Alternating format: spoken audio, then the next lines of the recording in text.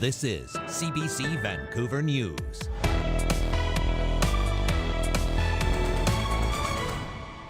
Well, this was absolutely the highest priority investigation for the Vancouver Police Department. A suspect is charged exactly 1 week after a chef at a popular Vancouver restaurant was stabbed and killed, but the motive is still a mystery. Plus, if this was to happen again and some of us choose to stay, it might become its own rodeo. If there's an evacuation order, you are to move out of the community. a heated community meeting in Fort Nelson as residents voice concern over a perceived lack of police presence during the wildfire evacuation. Also, the way our community is already struggling to survive, going through so many things, but then we see how climate change is making that even harder. Research finds people living on the streets face the most extreme effects of climate change. Experts say they need to be better protected. Hello, I'm Tanya Fletcher. Thanks for joining us. A man has been arrested and charged in last week's high-profile stabbing death in Chinatown. The victim was a chef at a prominent downtown restaurant, leaving a community shaken. And police say they don't believe he knew the suspect. Why? What are they? He's so perfect. Why is the biggest question lingering 1 week after Wataru Kakeuchi was stabbed and killed. He was found injured near Union and Main in the middle of the night and died before he could be taken to the hospital. He had worked as a chef at the popular Hapa Izakaya restaurant in Yaletown. His friends and coworkers described him as a talented musician who was always kind and funny.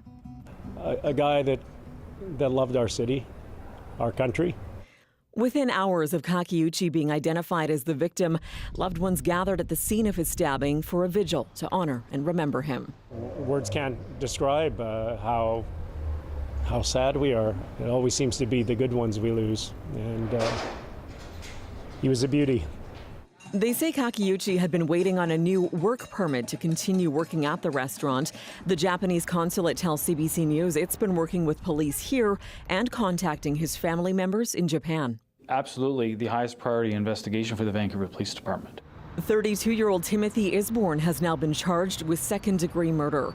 He was taken into custody on the downtown east side Monday night. There was a murder that occurred in our community and a suspect who was outstanding, suspect who had not been identified, and we understand that that leads to a significant amount of concern in the community.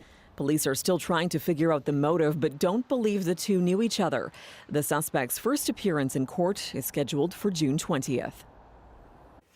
To the interior now, where a man has been sentenced to life in prison with no chance of parole for 12 years. Derek Favell was convicted of killing his girlfriend and dumping her body in the woods near Salmon Arm in 2016. Ashley Simpson's remains were found nearly 6 years later, and the suspect confessed to officers during an undercover investigation. Our Brady Strachan is in Salmon Arm with reaction. It's been a long and painful journey for Ashley Simpson's family. 9 of them traveled from Ontario to be in Salmon Arm for the sentencing of Ashley's killer. Something like this affects so hard. People do not realize it. Not only our family, his family too. In 2016, Ashley Simpson was living in a trailer on a rural property near Salmon Arm with her boyfriend, Derek Favell. But then she disappeared. For nearly 6 years, her father, John, and other members of her family made trips to BC to search for her, to no avail. When they came home from searching, oh yeah, that's bad. The guilt they felt for not bringing her home to me. Year after year. That broke my heart more. Then in 2021, Ashley's remains were found.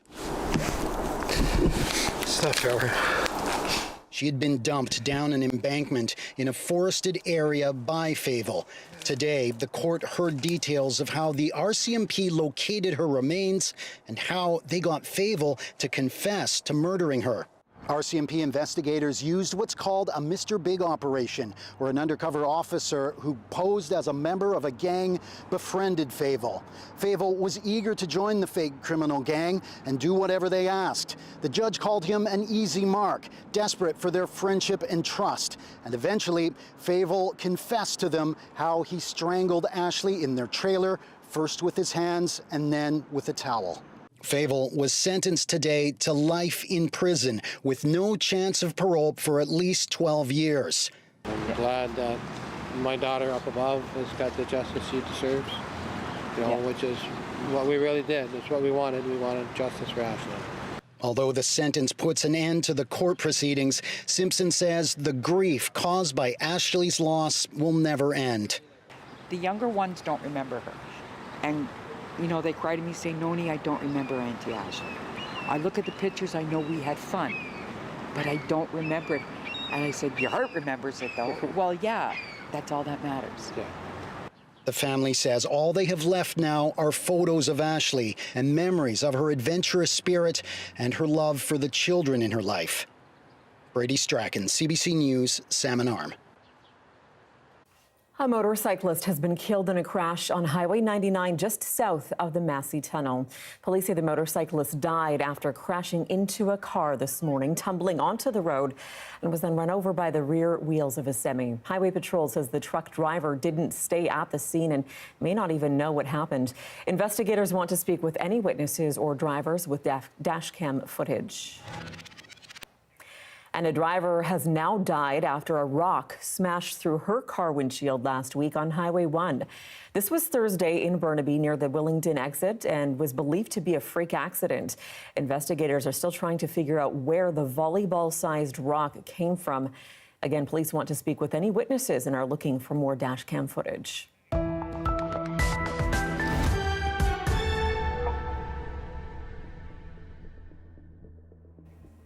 To Fort Nelson now, and a heated exchange between officials and residents at a community meeting tonight. Some locals say more could have been done to protect homes in the community following last month's mass wildfire evacuation.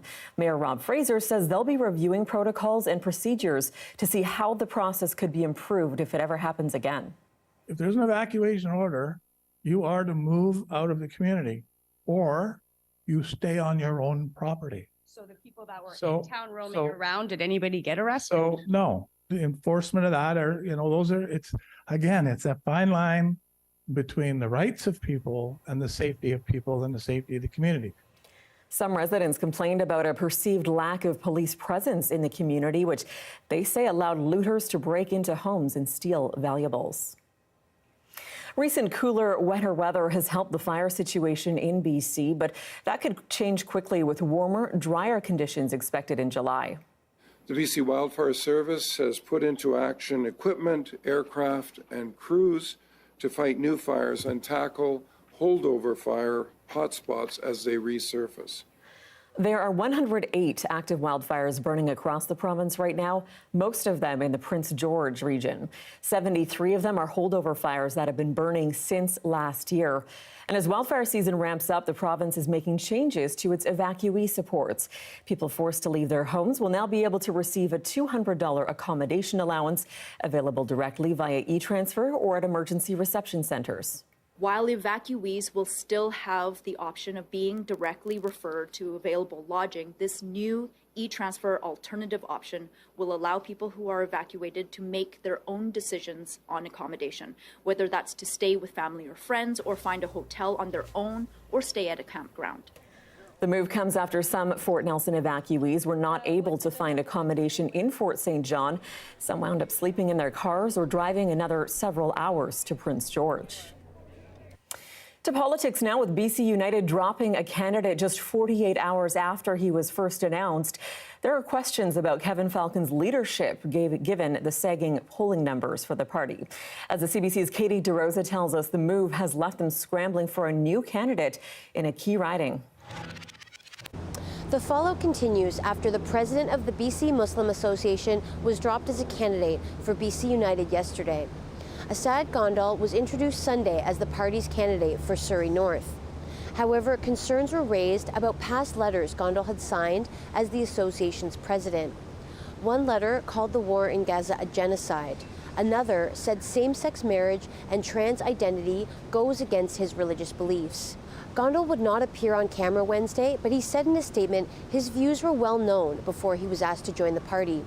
A political strategist who worked on Falcon's leadership campaign said the misstep was not a failure in vetting, but a failure in judgment. This view that we can get one Muslim at this mosque, we can get all the Muslims. It doesn't work that way. The community is much more, is not that homogenous.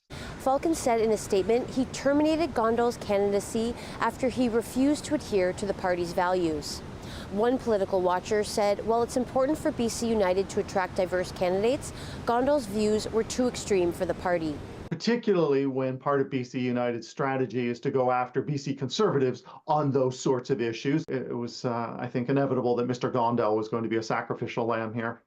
By dropping him, Gondal says BC United has damaged its relationship with the Muslim community. This is the first time BC United has had to fire a candidate, but it's yet another blow to a party that's polling third place behind the upstart BC Conservatives. The BC Conservatives have already snatched away 2 MLAs from the official opposition, Eleanor Sturko and Lauren Dirksen. BC United is now left to recruit a new candidate in a key battleground riding 4 months out from the election. Katie DeRosa, CBC News, Vancouver. BC's Premier is doubling down following comments from Canada's immigration minister, who yesterday suggested that David Eby might have been confused or misinformed about Ottawa giving Quebec money to help with immigration pressures.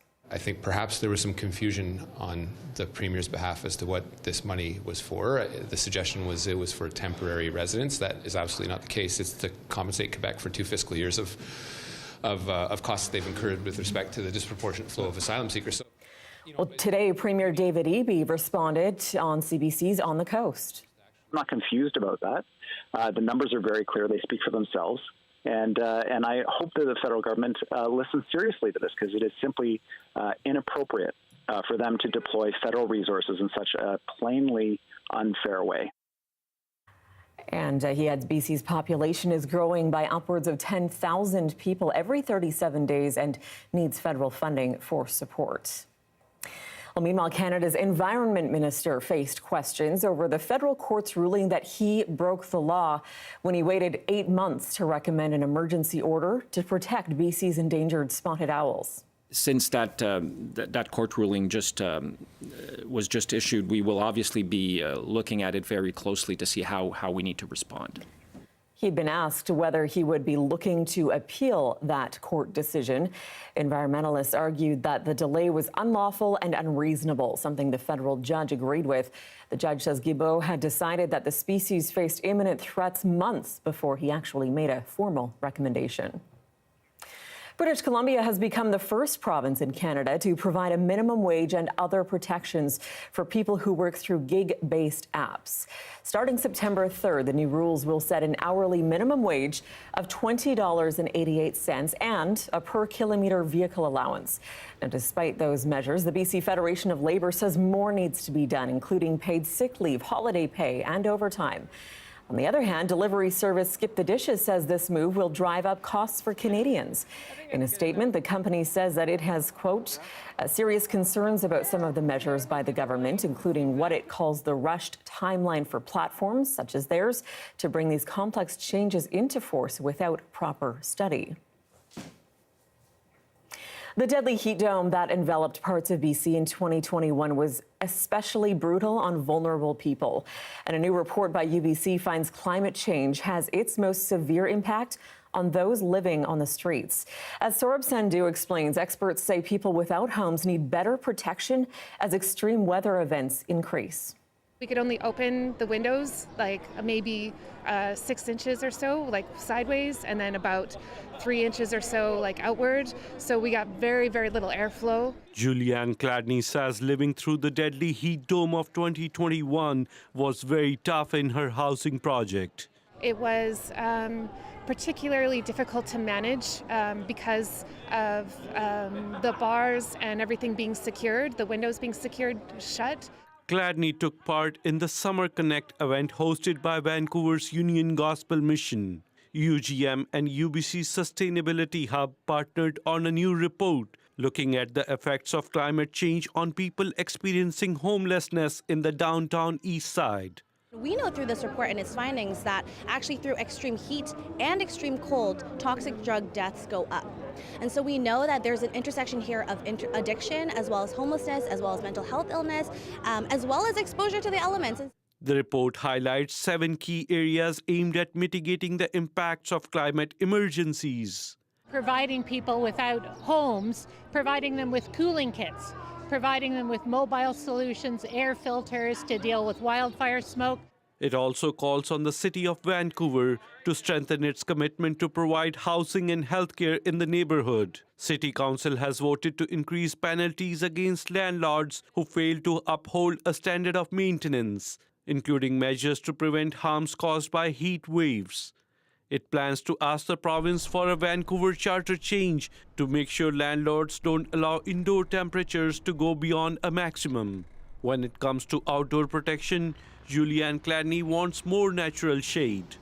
We could definitely use more trees, or like in places where people can access shade and protection from the elements, that sort of way. One step that could help vulnerable people as extreme weather becomes more common. Saurabh Sandhu, CBC News, Vancouver. Still ahead, some bird watchers are taking matters into their own hands to protect this bird sanctuary on the coast. That's next.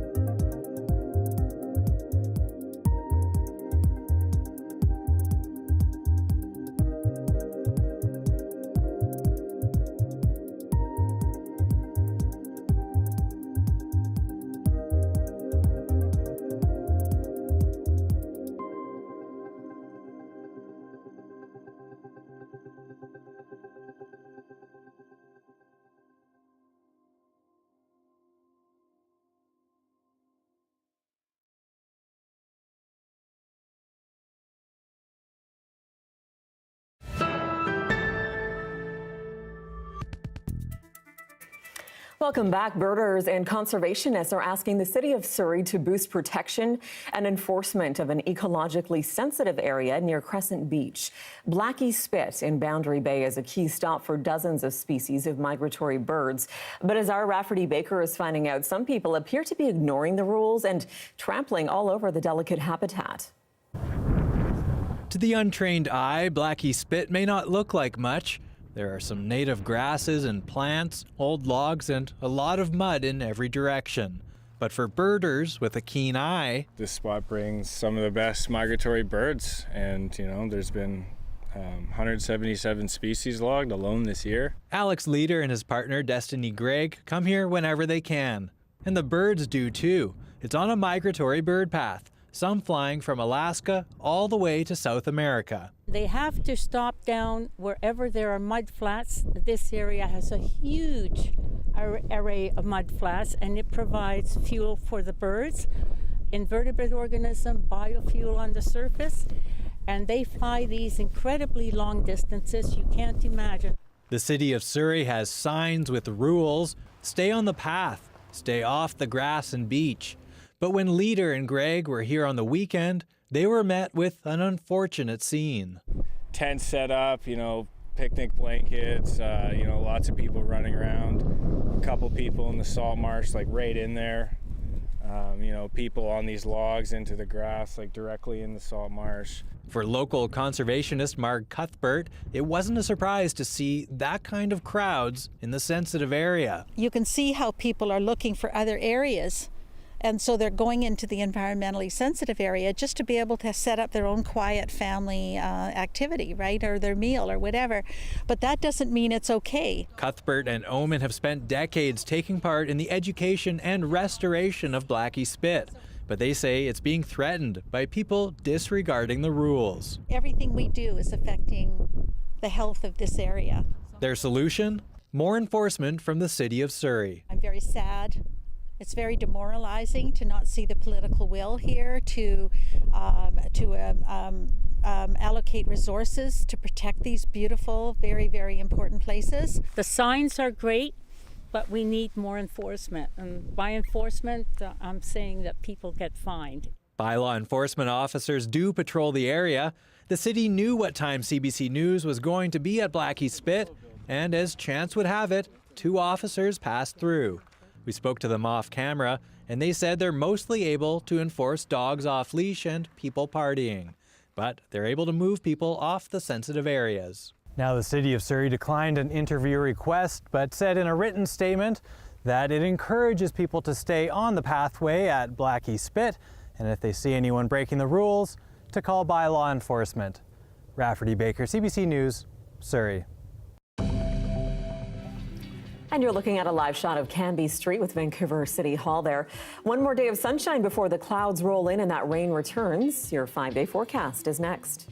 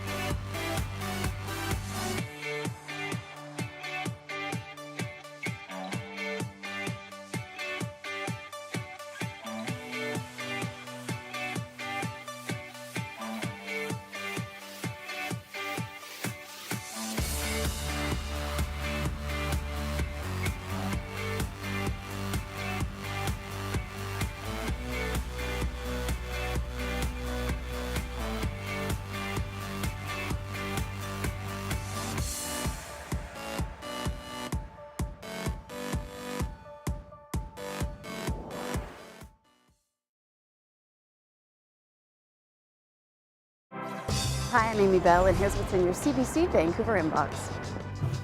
CBC Vancouver is the exclusive media partner of the 2024 Indian Summer Festival, July 4th to the 14th. The festival showcases over 80 artists across a spectrum of arts, from live concerts to discussions and visual arts displays. Tickets at indiansummerfest.ca. And never miss a special programming series, event, or contest. Subscribe to CBC Vancouver's e-newsletter and keep connected with us. The weather update is brought to you by Direct Buy Furnace. To cool and clean the air in your home, call Direct Buy Furnace. Installing Trane, the most reliable heating and cooling brand.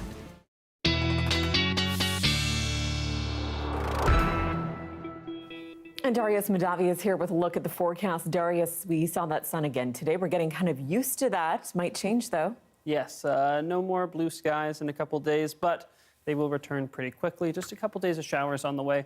But first, tomorrow, more blue sky, more sunshine, temperatures coming up even a little bit more. So here you can see clear skies for most of us tonight. That is going to continue into tomorrow. A little bit of cloud builds in at times, but as you can see, just high cloud, nothing too serious. You still see lots of sunshine through it, including here in Vancouver, clear skies tomorrow morning. Same thing tomorrow early afternoon, and same thing as we get later into the day until that cloud starts to build in late Thursday. So across much of the island, probably overnight here in Vancouver. Now, it's very possible that this cloud could start to build in earlier, so expect that by sort of mid-afternoon to late afternoon to early evening, sometime in there, cloud will start to build in, but you'll still see lots of sunshine before that and as that cloud builds in. So lots of sunshine on the way and not much precipitation until we get into Friday. And even then, really just scattered showers, nothing too serious for our neck of the woods, so don't worry too much. And then as we get into Saturday, we get another bit of shower activity. And then by the time we get into Sunday, the sun is back as by late Sunday, probably. You can see that here. Lots of sun, lots of rain on the way for much of BC.